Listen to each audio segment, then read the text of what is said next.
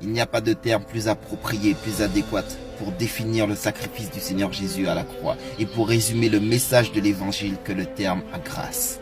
Alors qu'est-ce que la grâce? La grâce, c'est tout ce qui vient de Dieu, que l'on obtient sans effort particulier, sans mérite. C'est une faveur imméritée. La Bible dit, la grâce de Dieu et le don de la grâce qui est venu par un seul homme, Jésus-Christ, ont bien plus abondamment été déversés sur beaucoup. Dans Jean 1 au verset 12, mais à tous ceux qui l'ont reçu, à tous ceux qui croient en son nom, il leur a donné le pouvoir de devenir enfants de Dieu. La grâce est un don et comme tout don, on le reçoit. Dieu avait établi une ancienne alliance que l'on appelle la loi de Moïse ou encore la loi du mont Sinaï. Car en effet, la loi est venue par Moïse, mais la grâce et la vérité sont venues à travers Jésus-Christ. La loi a été donnée, ce qui a un caractère formel, mais la grâce et la vérité sont venues à travers Jésus-Christ. La grâce est une personne, c'est la personne de Jésus-Christ. Elle vient. Quand Dieu a tant aimé le monde qu'il a envoyé son Fils, Jésus-Christ, afin que quiconque croit en lui soit sauvé et la vie éternelle. Et Jésus dira, je ne suis pas venu pour condamner, mais je suis venu pour sauver. Ou encore, je suis venu donner ma vie pour beaucoup, car personne ne m'ôte la vie. Mais moi, je donne ma vie pour beaucoup.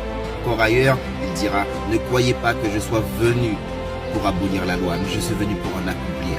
Pourquoi la loi? La loi est venue pour démontrer aux hommes qu'ils étaient incapables d'accomplir par eux-mêmes la justice de Dieu.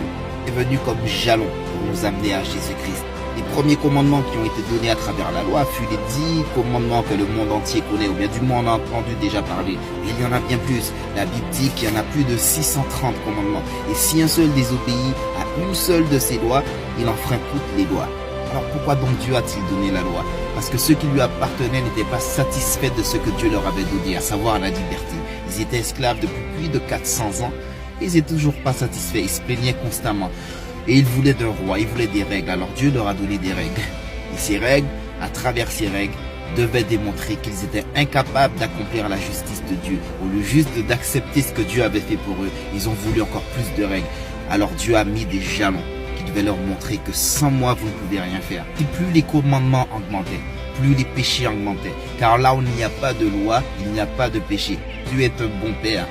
Il le dit car ce qui était impossible à la loi, parce que la nature humaine la rendait impuissante, Dieu l'a fait. Il a condamné le péché dans la nature humaine en envoyant à cause du péché son propre Fils dans une nature semblable à la nôtre. Si la justice réclamée par la loi a été accomplie en nous, nous avons tous reçu de sa plénitude et grâce après grâce.